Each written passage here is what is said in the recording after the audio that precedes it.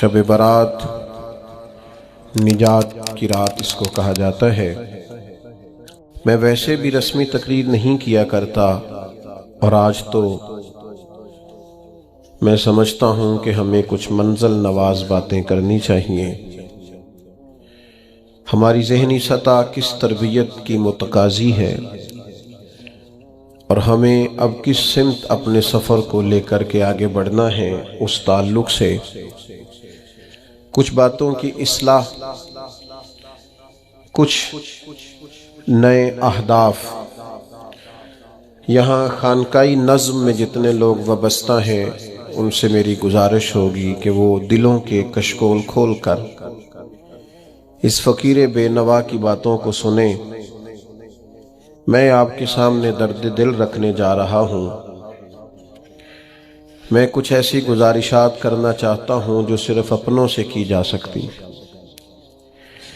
میں جس طرح کا سفر اپنے احباب کے ساتھ کرنا چاہتا ہوں، اس کے تعلق سے کچھ اہم باتیں بڑا سوچ کر، بڑا سمجھ کر۔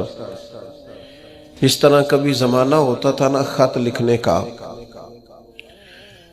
تو جو لوگ خط لکھتے تھے نا، ٹیلی فون پہ تو لوگ فی البدی بول دیتے ہیں نا جو من میں آتا ہے، اور کچھ تھوڑے سے پرانے لوگ جانتے ہوں گے کہ جو لوگ خط لکھتے تھے وہ لکھتے تھے اور سمجھتے تھے کہ عبارت ٹھیک نہیں، پھر پھاڑ دیتے تھے، پھر نئے جملوں کے ساتھ، نئی حسن کے ساتھ نئی عبارت کو تشکیل دیا جاتا تھا، اور کئی دفعہ وہ بھی اس شخص کے قابل نہیں ہوتی تھی جسے وہ خط بھیجنا ہوتا تھا۔ تو سوچ کر، سمجھ کر، پرکھ کر کئی صفحات کو ضائع کر کے ایک مضمون تیار کیا جاتا تھا، اور وہ محبت نامہ اپنے بزرگوں کو، دوستوں کو، بھائیوں کو، عزیزوں کو روانہ کیا جاتا تھا۔ میں بھی آج ایک محبت نامہ آپ کی خدمت میں پیش کرنے جا رہا ہوں۔ قرآن مجید سے میں نے ایک آیہ کریمہ تلاوت کی ہے۔ اللہ کریم نے فرمایا وَمِنَ النَّاسِ مَن يَشْرِي نَفْسَهُ ابْتِغَاءَ مَرْضَاتِ اللَّهِ، فرمایا کوئی آدمی ہے جو اپنی جان ہی بیچ دیتا ہے، اپنی جان ہی بیچ دیتا ہے۔ کوئی شخص کس رستے میں بیچ دیتا ہے؟ مرضات اللہ، اللہ کی رضا تلاش کرتے ہوئے اس رستے میں اس نے اپنی ساری زندگی بیچ ڈالی، لیکن اس کا مقصود یہ تھا کہ مجھے میرا رب مل جائے، میرے رب کی رضا مل جائے، اللہ اور اس کے رسول کی محبت کا حصول میرے لیے آسان ہو جائے۔ اس رستے میں اس نے جان ہی بیچ دی۔ مالک نے اس آیت میں یہ نہیں فرمایا اسے کیا دوں گا، اجر کیا ملے گا، اس کا ثواب کتنا ہے، جنت کہ کس درجے میں اسے رکھا جائے گا۔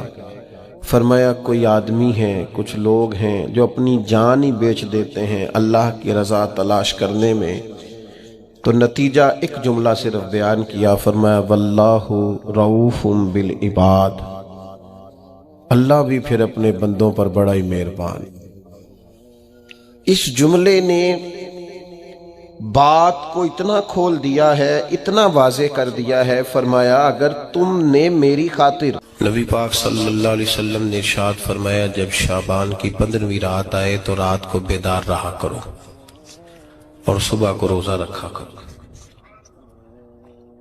تو جب حضور نے کہہ دیا بیدار رہو تو پھر کسی کو سونا نہیں چاہیے، بیدار رہنا چاہیے۔ اور بیداری کا مطلب یہ نہیں کہ وہ آدمی بس جاگتا رہے، اس کا مطلب یہ ہے کہ وہ اللہ اللہ کرے، درود پاک پڑھے، عبادت کرے، تلاوت کرے، ذکر فکر میں رہے۔ کچھ باتیں اس مقصد کے لیے کہ اس رات اللہ پاک نے اپنی رحمت کے دروازے کھولے ہیں، تو کچھ ایسی بات کی جائے جس سے دل نرم ہو جائے۔ دوستو، قرآن مجید کی 2 آیات میں نے پڑھی ہیں۔ اللہ کریم نے فرمایا یا ایھا الذین آمنوا اتقوا اللہ حق تقاتہ، اے ایمان والو اللہ سے ڈرو، اور اتنا ڈرو جتنا ڈرنے کا حق ہے۔ ڈرو اللہ پاک سے، اور جس طرح تم کسی سے ڈرتے ہو، ڈرنے کا حق ہوتا ہے، وہ حق ادا کرنے کی کوشش کرو۔ ہم میں سے بہت سارے لوگ ڈرتے ہیں کچھ لوگوں سے، اور جب وہ ڈر رہے ہوتے ہیں تو انہیں احساس ہوتا ہے۔ اللہ پاک نے ہمارا وہ احساس خود بیان کر دیا ہے، فرمایا جب تم کسی سے ڈرتے ہو تو تمہیں اس کا احساس ہوتا ہے کہ تم کتنا ڈرتے ہو، تو پھر تم کوشش کرتے ہو کہ تم وہ کام نہ کرو جس سے وہ بگڑ جائے گا، ناراض ہو جائے گا۔ جو لوگ قانون سے ڈرتے ہیں وہ اشارہ نہیں توڑتے، کچھ بھی ہو جائے اشارہ نہیں توڑتے، انہیں پتہ ہے کہ یہاں اشارہ توڑیں گے تو الجھ جائیں گے، اور جہاں انہیں فکر نہ ہو کہ کوئی پوچھنے والا نہیں، وہاں ہم نے دیکھا ہے کہ لوگ اشارہ توڑ دیتے ہیں۔ اللہ تبارک و تعالیٰ نے موقع دیا، میں حرمین شریفین حاضر ہوا تو وہاں ایک روڈ دائری روڈ کہلاتا ہے، اس روڈ سے پیدل چلنے والے نہیں گزر سکتے۔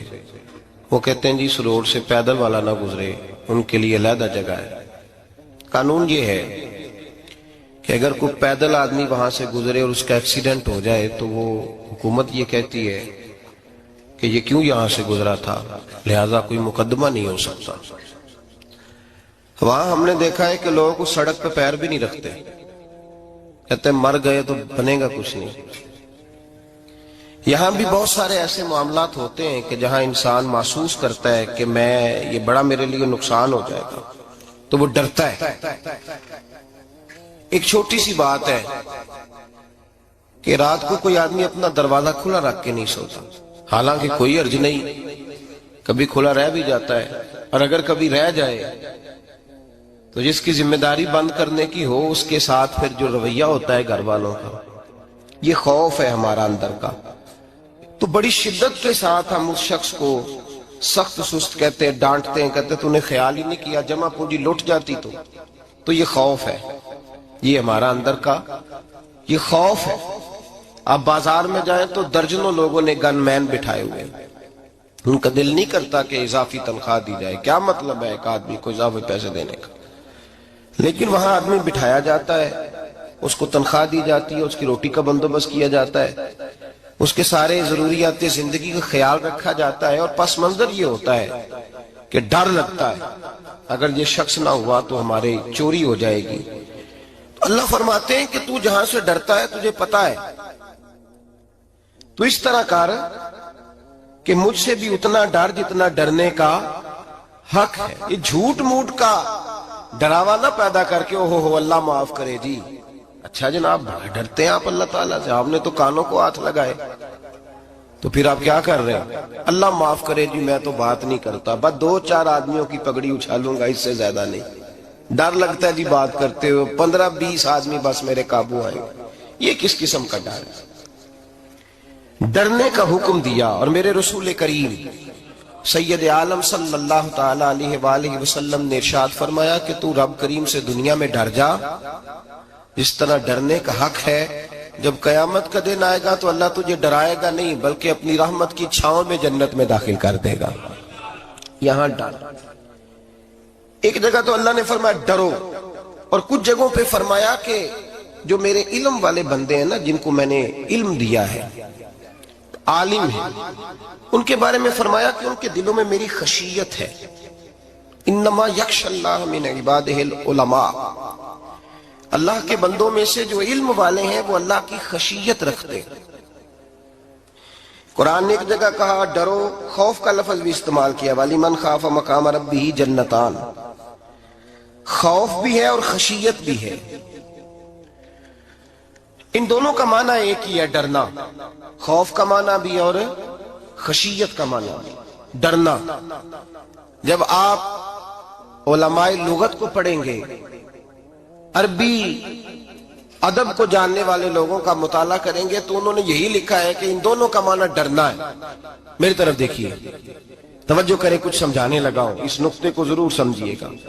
خشیت کا معنی بھی ڈرنا ہے، خوف کا معنی بھی، لیکن جب صوفیاء کے پاس جائیں نا، صوفیاء جو قرآن و سنت کی روح کی تفسیر کرنے والے ہیں، تو وہ کہتے ہیں نہیں، خشیت اور خوف میں فرق ہے، خوف اور ہوتا ہے، خشیت صوفیاء اس کی تفسیر اور کرتے ہیں۔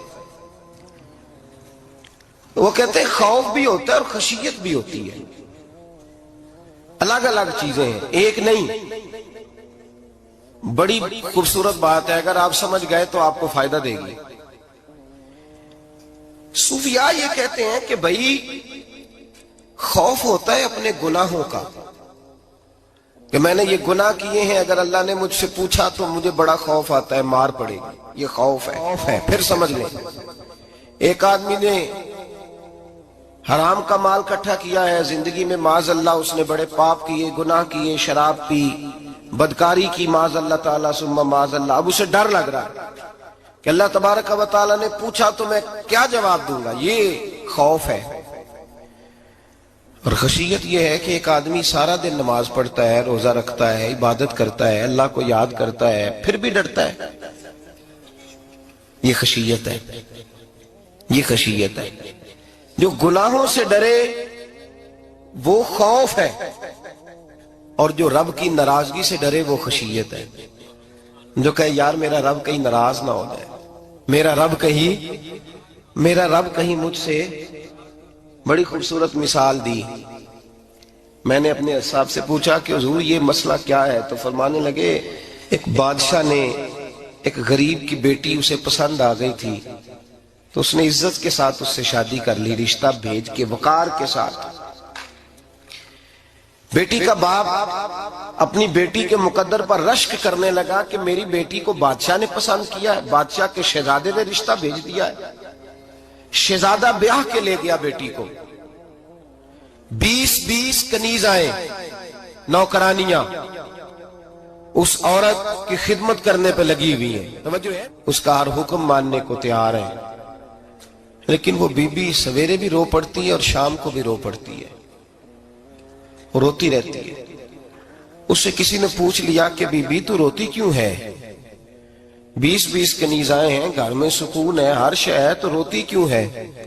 تو وہ کہنے لگی اصل بات یہ ہے کہ جو کچھ مجھے ملا ہے میں اس کے قابل نہیں تھی، تو میں ڈرتی ہوں میرا سائیں کہیں ناراض نہ ہو جائے، وہ ناراض نہ ہو جائے، میں قابل نہیں تھی، میری اوقات نہیں تھی۔ یہ من آنم کے من دانم، میں جو ہوں اس کا مجھے پتا تو ہے، اس نے میری حیثیت سے، میری اوقات سے، میرے ظرف سے، میری محنت سے بڑا بڑھ کے مجھے عطا کر دیا، میری چونکہ اوقات سے زیادہ دے دیا تو میں ڈرتی ہوں وہ ناراض نہ ہو جائے، کہیں میری یہ کھیل، یہ جو میں نے گھونسلہ بنایا ہے یہ کہیں میرا ٹوٹ نہ جائے۔ میرے بھائی، میرے رسول کریم سید عالم صلی اللہ علیہ وسلم کے امت کے اولیاء، صلحاء، صوفیاء، اتقیاء، صحابہ، اہل بیت، یہ لوگ جب روتے تھے تو یہ کوئی اس لیے نہیں روتے تھے کہ یہ آج دوپہر کو چینی میں ملاوٹ کر کے آئے ہیں تو اس لیے رو رہے ہیں رات کو، اس لیے نہیں روتے تھے کہ آج انہوں نے جو شکر بیچی ہے اس شکر کے اندر بورا ملایا ہوا تھا، اس لیے نہیں رو رہے کہ آج 10 15 20 لاکھ رشوت کا مال بینک میں جمع کر، اس لیے تھوڑی روتے تھے، یہ تو اس لیے روتے تھے کہ اللہ تو نے بڑا کچھ عطا کیا ہے، کہیں ہم سے ناراض نہ ہو جانا، یہ تو اس کی خشیت میں رو رہے تھے۔ حضرت داؤد طائی رحمت اللہ تعالی علیہ، حضرت امام جعفر صادق جو نبی پاک صلی اللہ علیہ وسلم کے نواسے، جناب داؤد طائی کی ملاقات ہوئی تو امام جعفر صادق حضور کے نواسے عرض کرنے لگے داؤد طائی یار میری بخشش کی دعا کرنا، رب مجھے معاف کر دے۔ تو حضرت داؤد طائی رحمت اللہ علیہ فرمان لگے امام صاحب آپ حضور کے نواسے ہیں، میں نے دعا کرنی ہے کہ آپ نے میرے لیے کرنی ہے؟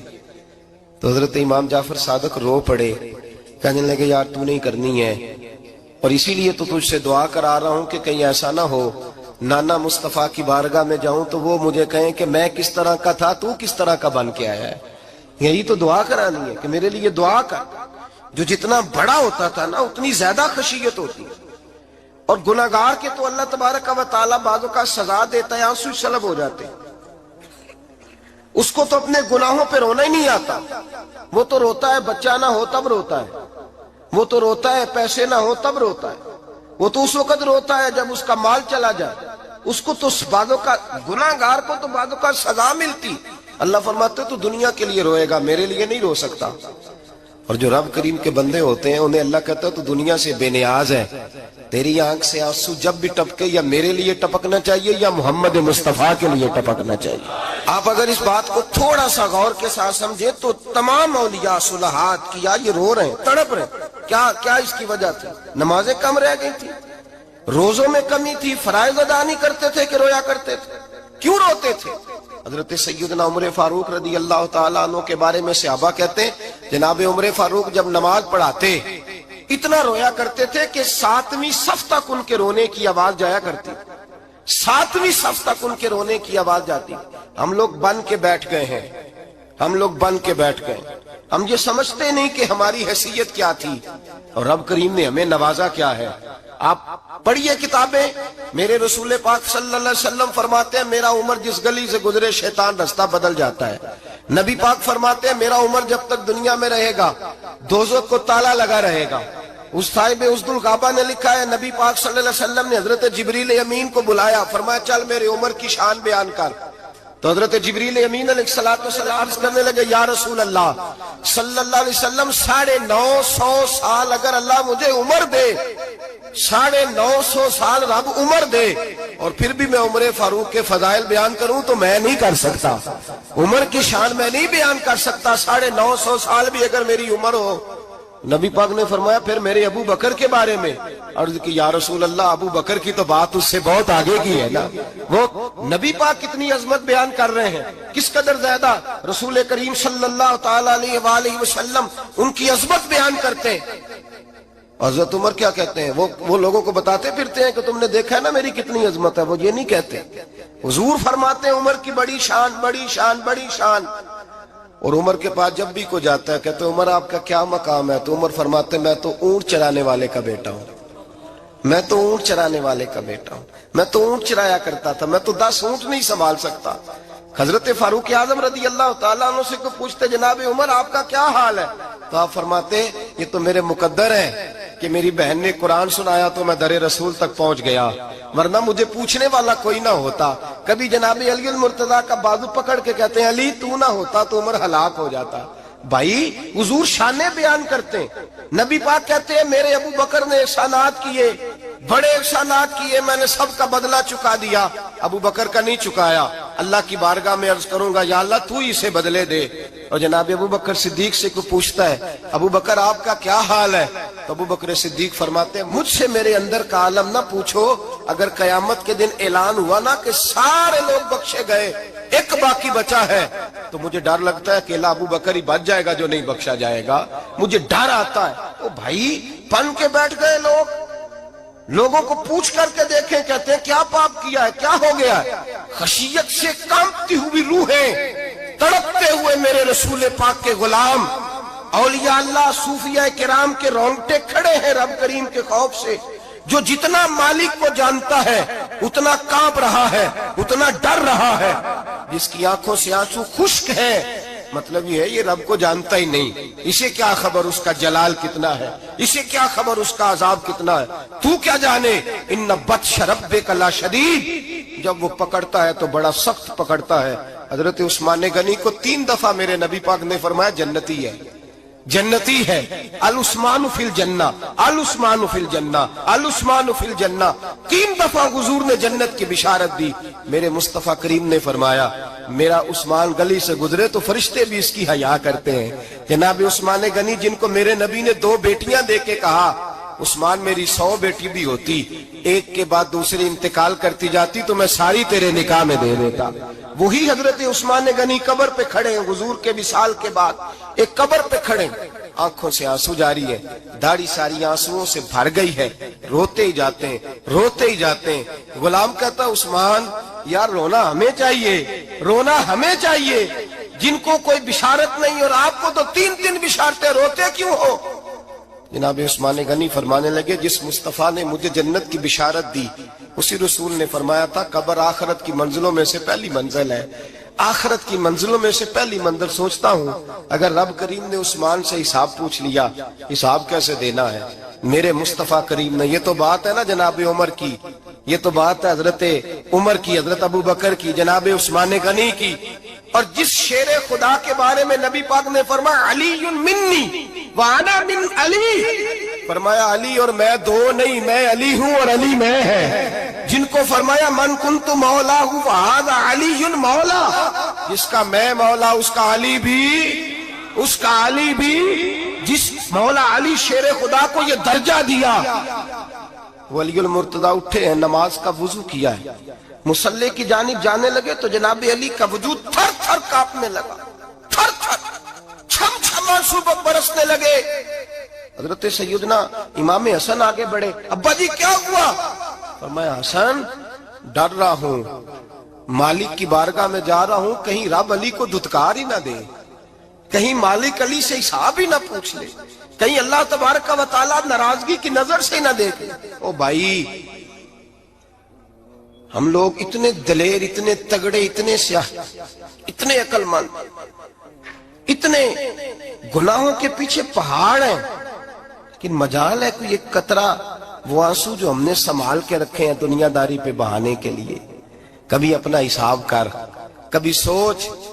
रोज शिकवा करता है, कहता है मेरे पास पैसे नहीं, गाड़ी नहीं, कार नहीं, कोठी नहीं, सरमाया नहीं।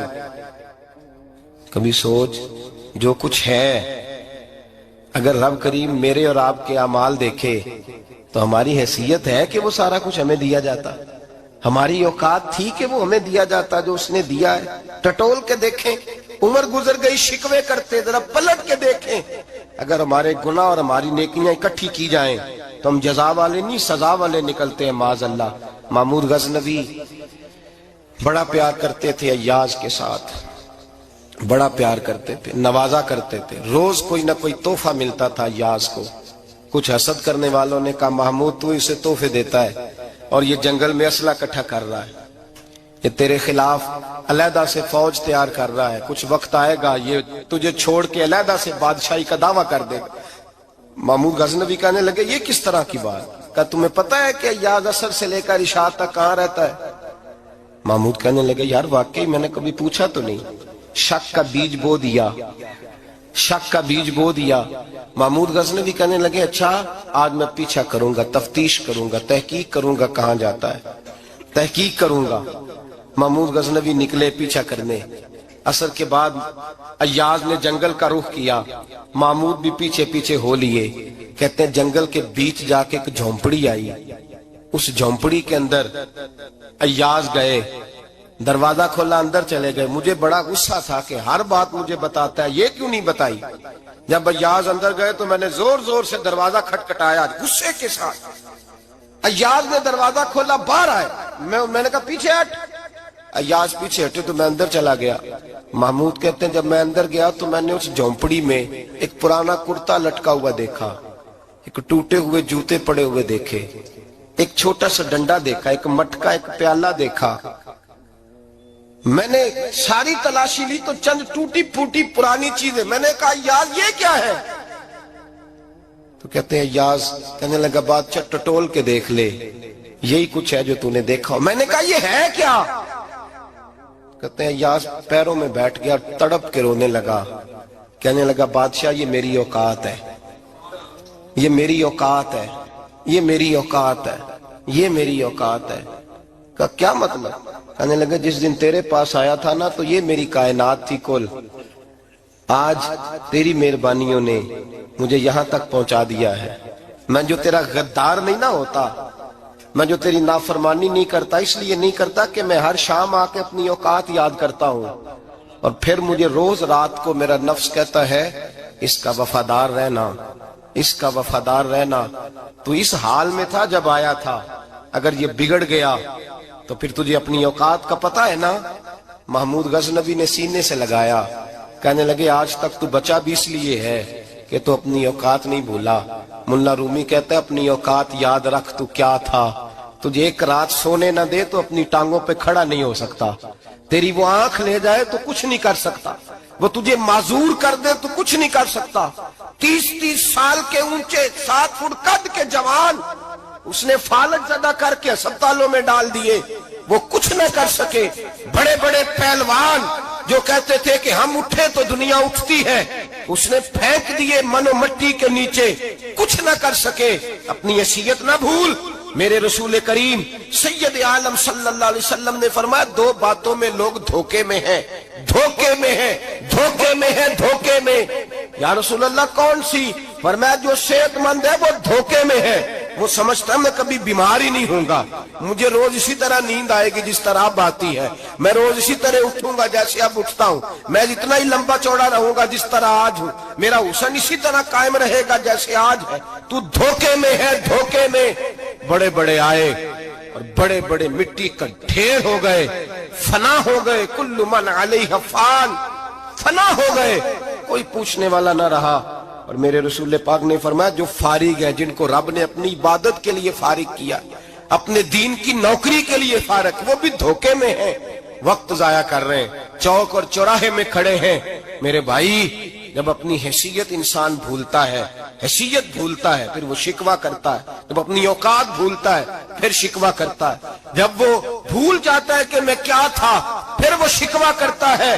حضرت سیدنا امام اعمش رحمت اللہ علیہ بازار میں کھڑے تھے تو بادشاہ کا بیٹا گزرا، اکڑ کے گزرا، آپ نے بازو پکڑ کے کھینچا اور میں جا کے اپنی ماں سے پوچھ اور اپنے باپ سے پوچھ تیری اوقات کیا ہے، اکڑ کے چلتا ہے، جا پوچھ ان سے تیری حیثیت کیا ہے۔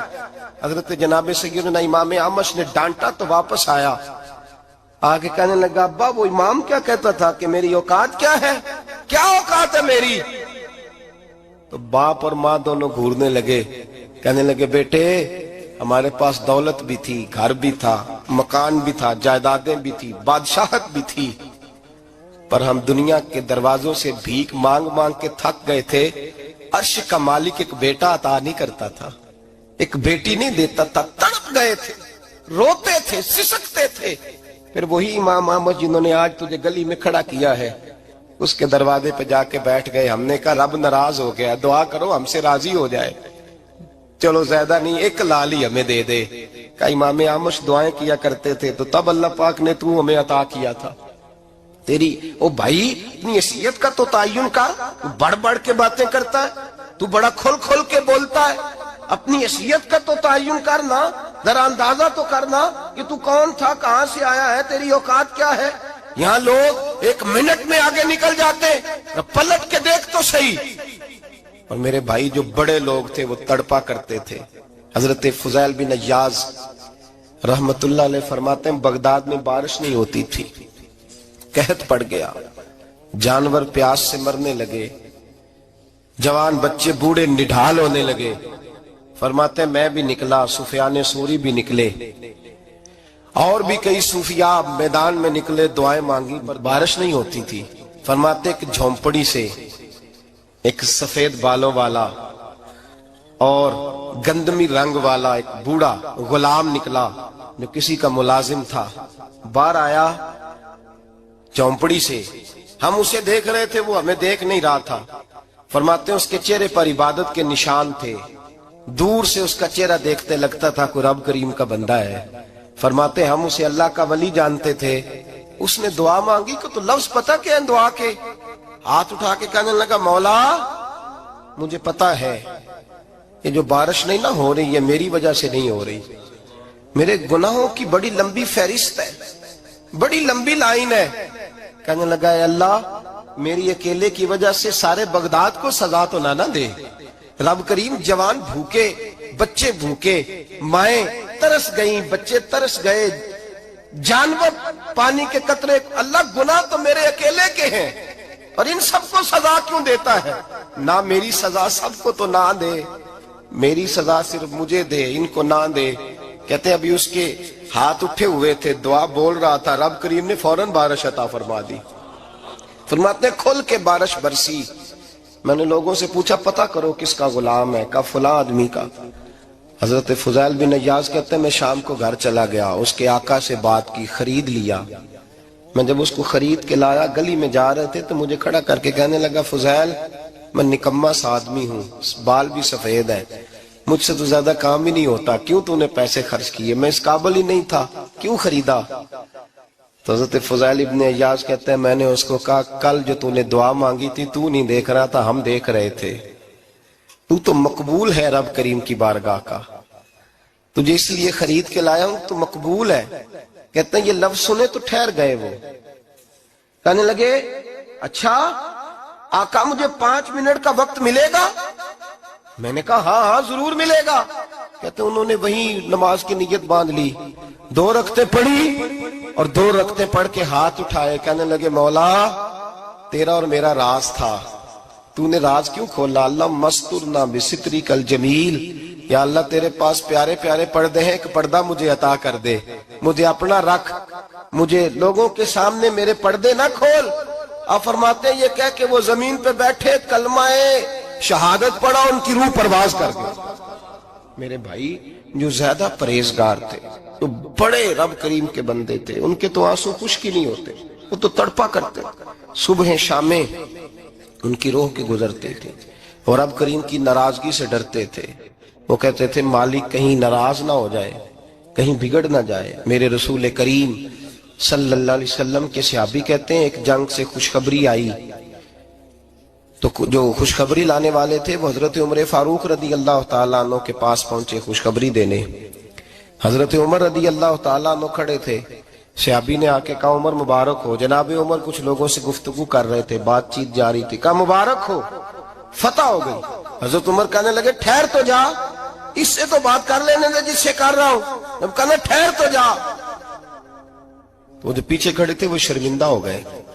اتنی سی بات ہے نا، چودھری تو بندہ بنتا ہی تب ہے جب 5-10 کی ایک دن کے اندر بےزتی کر لے، پڑھا لکھا تو بنتا ہی تب ہے جو 10-15 کو جاہل کہہ لے، تو بڑا تو بنتا ہی تب ہے جو 5-6 کو نیچا دکھا لے۔ تو یہ ہماری ڈگریوں کا تو مزاج ہی بڑا مختلف ہے، ہم تو اعزاز والے ہوتے ہی تب ہیں جب کچھ چھوٹا ہوگا تو ہم بڑے ہوں گے نا۔ ہم تو چاہتے ہیں ہمیں کچھ چھوٹا ملے، کسی کو چھوٹا کر کے اس کے قد پہ سوار ہو کے بڑا ہونا چاہتے ہیں۔ اتنی سی بات تھی کہ ٹھہر جانا یار، پہلے اس کی تو سن لینے دے۔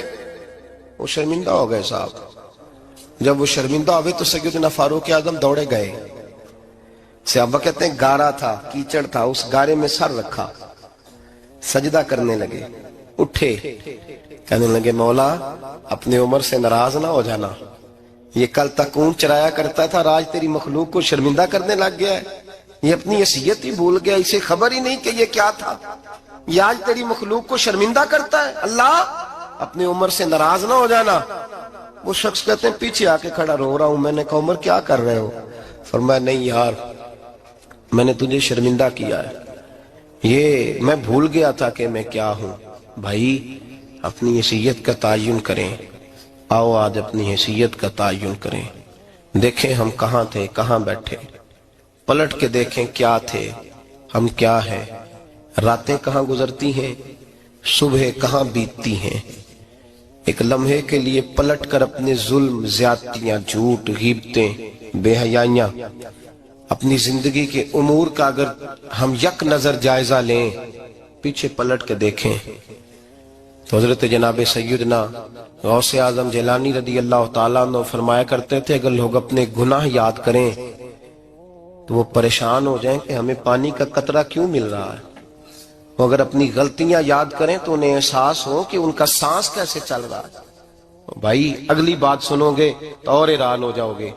حضرت غوث اعظم رضی اللہ تعالیٰ عنہ فرمایا کرتے، آپ فرمایا کرتے کہ اب خیال آتا ہے، اب سوچ آتی ہے کہ رب کریم نے کتنی ڈھیل دی ہوئی ہے، ہم ہیں کہ سمجھتے ہیں یہ میری عقل مندی کا کمال ہے کہ مجھے سارا کچھ نافرمانی کے باوجود بھی مل رہا ہے۔ بھائی خشیت الہی پیدا کریں، جتنا بندہ بڑا ہوتا تھا اس کے دل میں خوف بھی اللہ کا وہ جانتا تھا۔ حضرت امام اعظم ابو حنیفہ بیٹھے تھے تو ایک بی بی فتویٰ پوچھنے آئی، بی بی روز خاوند سے مطالبہ تو کرتی ہے، فلاں چیز چاہیے، فلاں چیز چاہیے، اللہ کرے وہ یہ مطالبہ کرنے لگ جائے کوئی شے نہیں چاہیے، جو چاہیے حلال کا چاہیے۔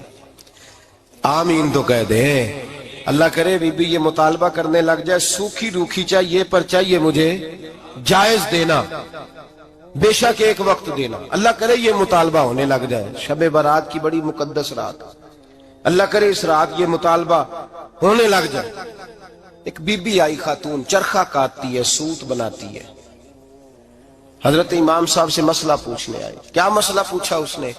کہنے لگی حضرت جی میں نا رات کو اپنی چھت پہ بیٹھ کے چرخہ کاٹتی ہوں، سوت بناتی ہوں، 14ویں رات کا چاند جب چڑھا ہوتا ہے تو اس کی روشنی میں چرخہ کاٹتی ہوں، کئی دفعہ نا بادشاہ کا لشکر میری گلی سے گزرتا ہے، بڑے بڑے لالٹین انہوں نے پکڑے ہوتے ہیں، بڑے بڑے روشن دان، بڑی بڑی ان کے اندر روشنی ہوتی ہے.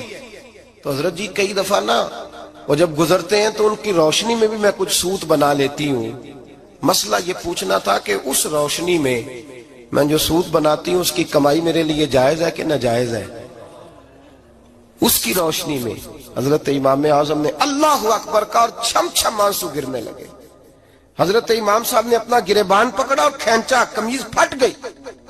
کہنے لگے بی بی مسئلہ چھوڑ، تو پہلے بتا تو ہے کون، کہاں سے آئی ہے، کون ہے، بتا. تو کہنے لگی میں حضرت بشر آفی کی ہمشیرہ ہوں، میں حضرت بشر آفی، وہ جو درویش ننگے پیر نہیں پھرتا رہتا بغداد کی گلیوں میں، میں اس عظیم بھائی کی بہن ہوں، بشر آفی کی ہمشیرہ ہوں.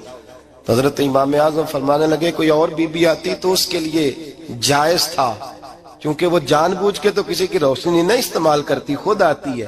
کوئی اور آتی تو جائز تھا، تیرا مقام بڑا ہے، تیرے لیے جائز نہیں، لیے جائز نہیں تو اپنی حیثیت کا تعین کر، یہ تیرے لیے درست نہیں. بھائی بڑا تو تب ہوگا جب تیری احتیاط بڑی ہو جائے گی، بڑا تب ہوگا جب تیرا تقوی بڑا ہو جائے گا، بڑا تو تب ہوگا جب تو حلال حرام کے معاملے میں باریک باریک چیز کا خیال رکھے گا. اور اگر تو کہ خیر ہے دیکھی جائے گی، ساری دنیا کر رہی ہے، ساری زمانہ کر رہا ہے، فلاں بھی کر رہا ہے، وہ خدا کے بندے یہ کس طرح کا معاملہ ہے، یہ کس طرح کی جمہوریت ہے؟ اپنے آپ کو سمجھائیں اور میرے عزیز خشیت والی زندگی پیدا کریں، تقوی والی زندگی پیدا کریں. ہم لوگ ایسا وقت گزار رہے ہیں، اور یہ یاد رکھنا ہمیشہ انسان دنیا میں آتے ہیں، اس شہر کے بہت سارے لوگ ہو گزرے، علماء، مشائخ، صوفیاء، تاجر، زمیندار، آپ کسی بھی شعبے میں ٹٹولیں گے تو آپ کو کئی نام ملیں گے. اس شہر محبت کے ڈھیروں لوگ ہو گزرے، اور یہ کہانی ہر شہر کی ہے. آج میں اور آپ یہاں بستے ہیں، کچھ وقت کے بعد ہم داستان ہوں گے. امام شافعی رحمت اللہ علیہ فرماتے ہیں میں ایک شہر سے گزر رہا تھا تو میرے پیر کو ٹھوکر لگی، میں نے زمین کھودی تو ایک کھوپڑی نکلی، کھوپڑی نکلی تو اس کے اوپر تاج بھی تھا. ماتے میں نے شہر کے لوگوں سے پوچھا یہ کیا ہے، تو کہنے لگے یہ بادشاہوں کا قبرستان ہے، اس میں غریب دفن تو نہیں ہو سکتا تھا، دفن تو بادشاہوں کا خاندان ہے. لیکن افسوس کی بات یہ ہے کہ یہاں مٹی ڈالنے کوئی نہیں آتا، اب یہ سیدھی سڑک بن گیا. بھائی کبھی پلٹ کے دیکھ، ہزاروں لوگ آئے، اس روڈ سے کروڑوں لوگ گزرے اور منزل کو چلے گئے، لوگوں نے یاد نہیں رکھا. آپ اپنے حصے کا عمل کرنے آئے، ٹھیکیدار نہیں ہے کوئی اپنی اولاد کا، بال بچے کا، بہن بھائی کا. حق ضرور ہے، ان کے لیے محنت ضرور کرے گا، لیکن اس کو یہ اجازت نہیں ہے کہ وہ کہے کہ میں اب بڑا ذمہ دار ہوں تو میں نے 20 کروڑ بینک بھر کے جانا ہے. حضرت عمر بن عبدالعزیز رحمت اللہ تعالیٰ علیہ کے انتقال کا وقت آیا تو اپنے بیٹوں کو بلایا، فرمانے لگے بیٹو تمہارا باپ بزدل تھا، تمہارے لیے کچھ کر نہیں سکا. کہا ابا جی کیا ہوا؟ فرمانے لگے بیٹے میں بزدل تھا، جہنم سے ڈر گیا، تمہارے لیے کوئی بینک بیلنس اکٹھا نہیں کر سکا. میں تھوڑا دلیر ہوتا، دوزخ سے نہ ڈرتا تو تجوریاں بھر کے جاتا. پرانے بادشاہ محل چھوڑ کے گئے ہیں، پر میرے پاس کچھ نہیں ہے، بادشاہ ہونے کے باوجود میں فقیر ہوں، خالی آ جا رہا ہوں. بزدل جو تھا.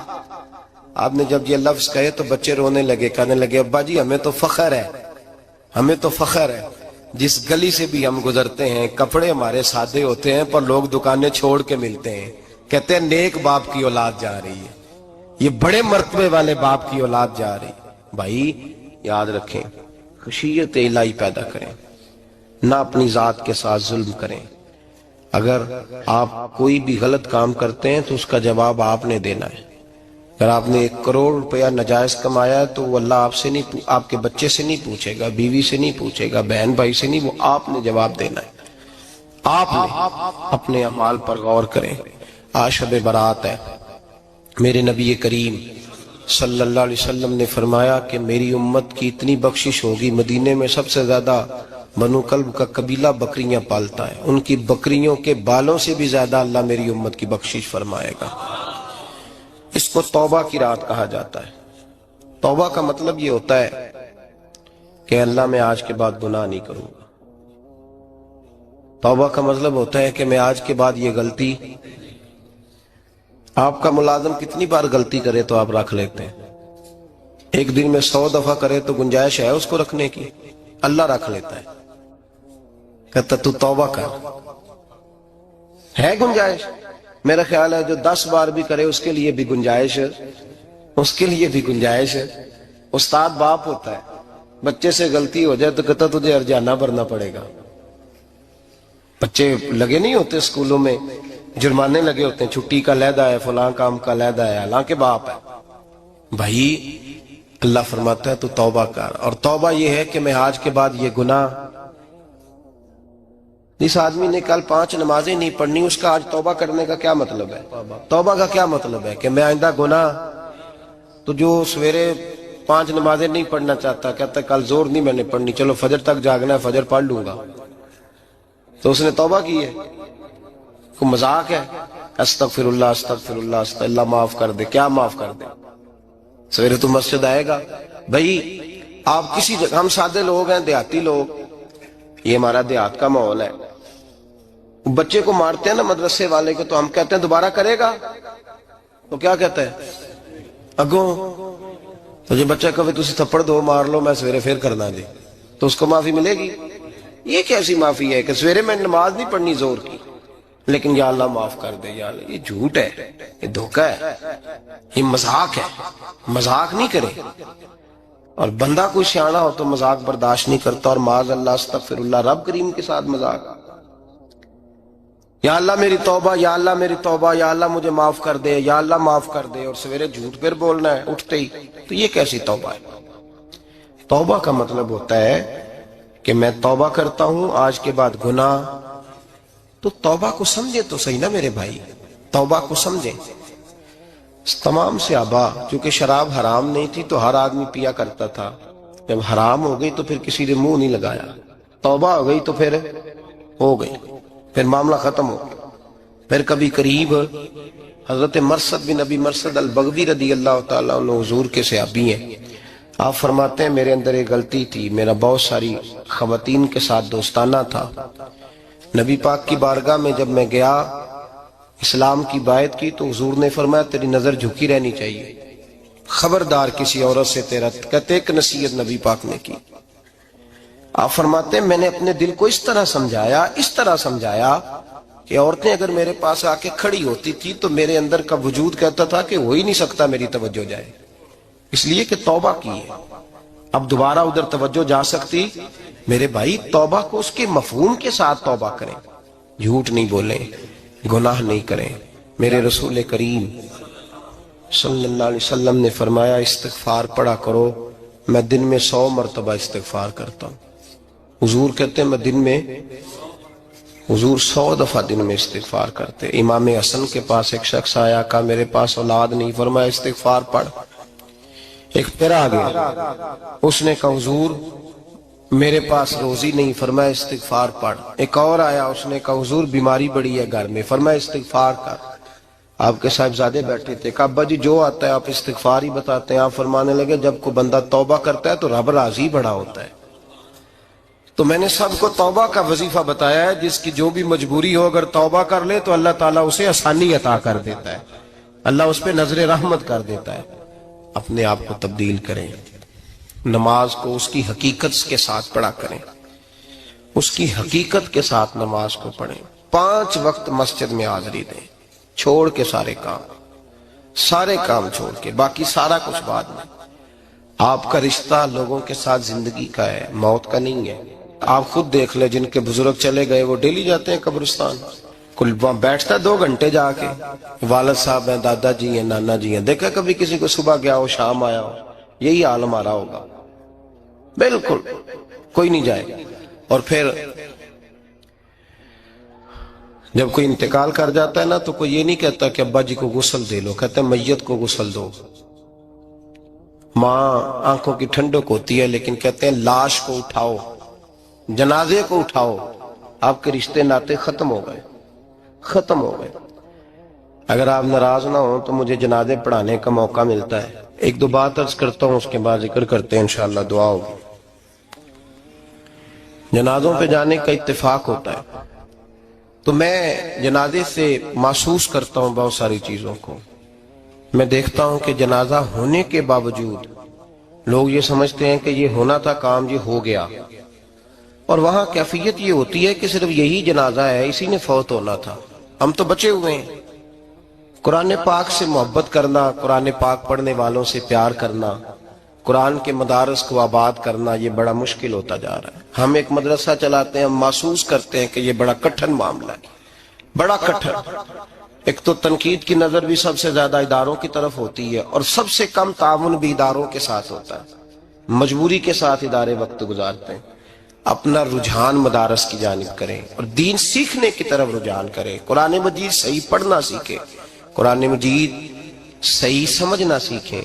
और फिर मेरे भाई, जो आयात आपको जरूरी है, नमाज जनाजा है, वुजू है, गुस्ल है, आपके रोजमर्रा के मामलात हैं, वो किसी अच्छी कारी से, अहले सुन्नत के किसी शख्स से उनकी दुरुस्तगी कराएं, अपने मामलात पे गौर करें, ये इन कोताहियों से बाहर आए, कुरान पाक से मोहब्बत करें और दीनदारों के साथ जुड़ें। एक गुजारिश आपसे और करनी है, उसको भी खुले दिल के साथ सुनिएगा, खुले दिल के साथ। ये शब बारात की रात है और मैं जिम्मेदारी का मुजाहरा करते हुए बात करना जरूरी समझता हूं। आप किसी पीर साहब से मिलें, किसी आस्ताने पे जाएं, ये कुछ गुजारिशात हैं, बात मेरी खत्म हो गई, वो करके मैं दुआ करने लगा हूं। तो शरीयत इस्लामिया का जरूर पास और लिहाज करें। ये देखें, जिस सूफी के पास, दरवेश के पास, जिसको आप पीर समझ रहे हैं, उसे कोई कुरान हदीस भी आता है, वो को सुन्नत शरीयत का भी पाबंद है। मेरी अपनी जमात से हाथ बांध के गुजारिश है, खुदारा अब बस कर दे, बड़ी तबाही हो गई और लंबी चौड़ी हो गई, थक गए हम कह कह के। लोग समझते नहीं इस चीज को। आला हजरत फाजिल बरेलवी ने लिखा है, इधर देखें, आला हजरत ने लिखा है, कंधों तक बाल रखना जायज है, कंधों तक, कंधों से नीचे रखना हराम है। कैसे उस शख्स को लोग पीर मान लेते हैं जिसने दाढ़ी सुन्नत से छोटी रखी हुई है, बाल बड़े रखे हुए हैं, ये मलंग साहब है। इन तमाशों से बाहर आ जाएं, अल्लाह तबारक व तआला की बारगाह की तरफ रुजू करें। हम दम के कायल हैं, दुरूद के कायल हैं। मैं सारा दिन पता नहीं 20 तावीज लिख के देता हूँ, हमारे बुजुर्गों का तरीका है, ये चीजें जायज है, इनकी शरीयत में असल है, दलील है, लेकिन कुल दीन ये नहीं है। अपने आप को बचाएं और इल्म की तरफ रुजू करें, तकवे की तरफ रुजू करें, इन जालिमों से, बहरूपियों से अपने आप को बचाएं। और मैं उन लोगों को भी दावत फिक्र देता हूं जो हमें रोज आके कहते हैं ये तुम्हारा पीर, तो ये तुम्हारा पीर, जब हम खुद कह रहे हैं हमारा नहीं, तो हम किसी शराबी कबाबी को उठा के कह दें ये तुम्हारी जमात का बंदा है तो तुम रख लोगे? कहो, हम अगर कह दें तुम्हारी जमात ये दर्स देती है तो तुम मान लोगे? ये क्या बात हुई? अगर किसी जमात का कोई शख्स गलत है, और हम दरबारों वाले नहीं, हम तो मस्जिदों वाले लोग हैं। दरबार तो एक ज़िमनी चीज है, बन भी जाए तो ठीक है, वरना तो मेरे नबी पाक ने फरमाया हर मोमिन की कब्र जन्नत का बाग होती है। तो अंदर दरबार ही बना हुआ है, जन्नत खुली हुई है, ऊपर बिल्डिंग बनना इतना जरूरी काम। मेहरबानी फरमाए, एक तो अपने आप को दीन की तरफ रागब करें। रमजान शरीफ आएगा, अपनी इस्लाह की कोशिश करें, और जब किसी दीनी मजलिस में जाएं तो रूह की दुनिया लेकर के जाएं, कुछ सीखने के इरादे से जाएं, कुछ दर्स लेने के इरादे से जाएं, जुमे पढ़ें, दुरूद सुने, तो कुछ लेने के इरादे से जाएं और दीन की खिदमत में अपने हिस्से डालने की कोशिश करें। उससे सिर्फ चंदे का मामला नहीं, इससे मुराद ये है कि अपनी औलाद को, अपने बच्चे को, अपने आप को दीनदार बनाएं। ये आपका दीन में हिस्सा होगा, ये आपका दीन के साथ ताबुल होगा। आखिरी बात मेरे भाई आप हजरात से ये है, उसको जरूर समझें, खवातीन को पर्दे का पाबंद करें, इनको पर्दादारी सिखाएं। पर्दा शरीयत में जरूरी है, और जवाबदेह औरत नहीं होगी, उसका खामद होगा, उसका बाप, और उसका अगर भाई बड़ा सरबरा है तो वो जवाबदेह होगा कि औरत बेपर्दा क्यों निकलती है। तहजीब के नाम पर बद तहजीबी ना करें, खबरदार कोई ऐसा काम ना करें जिसे अल्लाह रसूल नाराज हो। इनको पर्दे का पाबंद करें, बगैर बुरके के, बगैर मुकम्मल निकाब के بالکل عورت کو اجازت نہ دیں گھر سے نکلنے کی، سختی کریں اور ان کو سمجھائیں کہ ہمارا تعلق یورپ کے ساتھ نہیں، ہمارا تعلق خاتون جنت حضرت فاطمہ الزہرا کے ساتھ ہے، ان کو پابند کریں۔ اور یہ میں ذمہ داری سے بات کہہ رہا ہوں، مرد ذمہ دار ہے اگر اس کی عورت باپردہ نہیں ہے، وہ ذمہ دار ہے، اور اللہ کی بارگاہ میں اس کی کوئی بات قابل قبول نہیں ہوگی۔ اور شب برات کی رات اتنے لوگ گواہ ہیں کہ یہ پیغام آپ کو پہنچایا گیا، آپ کو پہنچایا گیا، آسمان زمین اور ہوا گواہ ہے کہ ہمیں یہ بات پہنچائی گئی کہ ہمیں ان کو پردہ کرانا ہے۔ ذکر ہوگا، ذکر کیا ہے؟ ذکر ہے اللہ کو یاد کرنا۔ اور میرے نبی پاک صلی اللہ علیہ وسلم نے ایک حدیث میں فرمایا، رب کا ذکر اس طرح کرو کہ لوگ تمہیں دیوانہ سمجھیں۔ یہ لوگ باتیں کرتے ہیں تو کھول کھول کے، اللہ کے ذکر کی باری آتی ہے تو تھک سے جاتے ہیں، تھک کے ذکر نہیں کریں، ذکر کریں تو پوری دل جمی کے ساتھ، سرور کے ساتھ، کیف کے ساتھ۔ اور آج کر کے تو دیکھیں بھلا ذکر میں ہوتا کیا ہے، یہ لذت کیا ہے، یہ کیف کیا ہے۔ میرے بچے چھوٹے مجھ سے کہتے ہیں ذکر لمبا کرایا کریں۔ بیٹا اکثر مجھے کہتا ہے ذکر جو ہے نا وہ جب آپ بڑا لطف آتا ہے ذکر میں، ذکر تو ایک کیفیت ہے، لگ جائے تو اس کا ایک اپنا ذائقہ ہے۔ تو ذکر کریں اللہ کا، درود شریف پڑھیں۔ دعا کیا ہے؟ آج لائٹ کو بند کر کے جب ہمارے ہاں ذکر ہوتا ہے، دعا ہوتی ہے، تو ہمارے بزرگ یہ کہتے ہیں، ہم ثابت یہ کرنا چاہتے ہیں کہ ہم مجمع میں نہیں بیٹھے، یا اللہ تیری بارگاہ میں بیٹھے، ہمیں تو ساتھ والا دیکھ نہیں پا رہا۔ دعا مانگے اور اللہ سے مانگے تو کھول کے مانگے۔ اور آج اگر ہو سکے نا تو کوئی ایک آدھ قطرہ گرا ہی دے۔ میرے نبی پاک نے فرمایا محفل میں چند لوگ بھی رو پڑے تو سب کا کام بن جاتا ہے۔ آپ میں سے کوئی نیک آدمی ایسا ہوگا تو ہمارے جیسے کئی گناہگاروں کو ساتھ اللہ اس پہ فضل فرمائے گا۔ یہاں ذکر کے بعد دعا ہوگی، دعا کے بعد پھر سلام ہوگا، پھر ایک دفعہ آخر میں دعا ہوگی، پھر آپ کو کچھ وقت دیا جائے گا انفرادی طور پہ نفل ادا کرنے کا، 4 6 نفل پڑھ کے نئے سرے سے تازے ہو کے آپ حضرات تشریف لائیں گے۔ اور پھر انشاءاللہ تعالی یہاں لنگر کا بندوبست ہوگا، آپ حضرات کے لیے ماں حضر جو کچھ ہے آپ کو پیش کیا جائے گا۔ کوشش کریں روزہ رہ ہی جائے صبح کا، ویسے بھی پریکٹس ہوگی رمضان کی، اور شعبان میں زیادہ روزے رکھنا میرے نبی پاک کی سنت بھی ہے، اس لیے ضرور کوشش کریں کہ سحری کا بندوبست ہے تو آپ روزہ رکھیں تاکہ آپ کے لیے آسانی ہو جائے۔ اللہ تبارک و تعالی ہماری